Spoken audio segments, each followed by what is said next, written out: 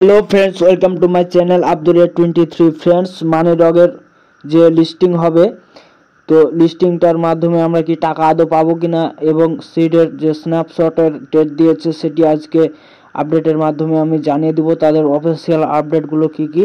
প্রথমে আমি মানি ডগ নিয়ে কিছু কথা বলবো।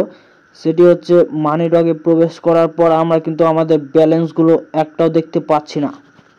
সবগুলো ব্যালেন্স কিন্তু আমাদের লক করে দেওয়া হয়েছে এবং এখানে কিন্তু আমরা সিম্পল যে টাস্কগুলো এখন নতুন করে ফিল আপ করছি সেগুলোর পয়েন্টগুলোই কিন্তু আমাদের মোট ব্যালেন্সে যোগ হচ্ছে এবং আমরা এই ব্যালেন্সগুলো শুধুমাত্র এয়ারড্রপের সময় আমরা উইথড্র করতে পারবো। তো এখানে যখন আমি উইথড্রতে গেলাম তখন যা দেখতে পাচ্ছি সেটা হচ্ছে মাত্র আমাদের কিন্তু 1300 এমডগ টোকেন, তাও আবার টোন ওয়ালেটের মাধ্যমে আমাদের ক্লেম করতে হবে। তো যেহেতু টোন ওয়ালেটের মাধ্যমে আমাদের ক্লেম করতে হবে সেহেতু কিন্তু আমাদের গ্যাস ফি অবশ্যই প্রয়োজন হবে, কেননা এখানে কিন্তু উইথড্র করার জন্য বা ট্রান্সফার করার জন্য আমাদের গ্যাস ফি নেওয়া হবে, টোন কাটানো হবে।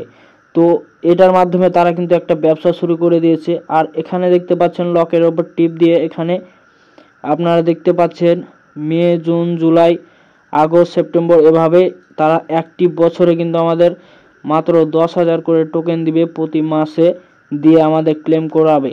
তো এভাবে যেহেতু তারা আমাদের ক্লেম করাবে এবং যেহেতু আমাদের এখনও অন্য কোনো ওয়ালেটে ট্রান্সফারের সুযোগ দিচ্ছে না, সেহেতু আমাদের কিন্তু প্রতিবারই টোন গ্যাস ফি দিয়ে তাদেরকে যে টোকেনটা তারা দিবে তা নিতে হবে। তো এভাবে কিন্তু আমাদের বহুত একটা ক্ষতি হওয়ার সম্ভাবনা আছে।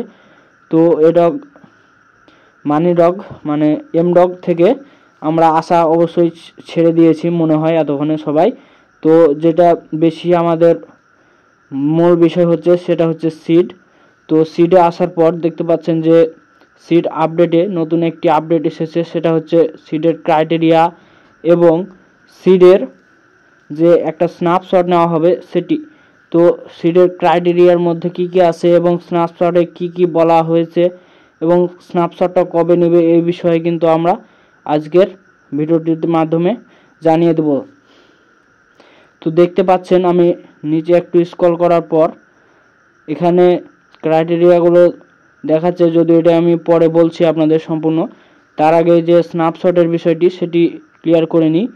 এখানে আপনারা দেখতে পাচ্ছেন একটু মধ্যখানের দিকে যদি লক্ষ্য করেন তাহলে দেখতে পাবেন যে এই যে ফোটার অংশে এখানে লেখা আছে জানুয়ারির 23, অর্থাৎ যে 23শে জানুয়ারি, এটি কিন্তু তারা বলছে যে 23শে জানুয়ারি কিন্তু তারা স্ন্যাপশট নেবে, তারপর কিন্তু তারা টিজি নিয়ে আসবে।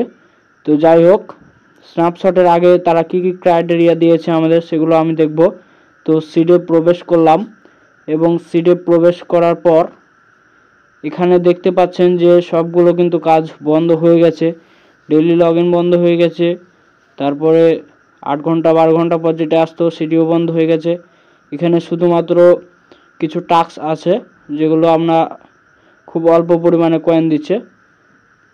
এখানে দেখতে পাচ্ছেন যে লোকেশন ট্র্যাক করা হচ্ছে। আর অন্য অপশনে যদি যাই তাহলে এখানে কিন্তু আর কোনো তেমন কিছু নাই। তো যদি আমরা এখান থেকে